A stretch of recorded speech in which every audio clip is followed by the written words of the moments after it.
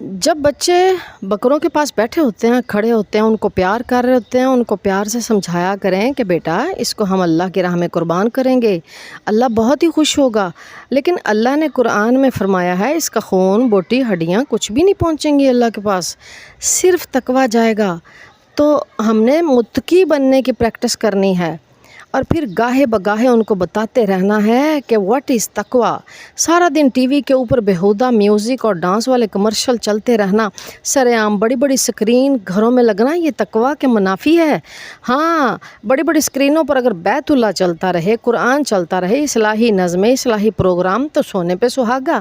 لیکن اگر میوزک چلتا ہے، بیہودہ خواتین، شور، میوزک والے نیوز کاسٹر آتے ہیں، تو اتنی بڑی بڑی سکرینیں گھر میں درست نہیں۔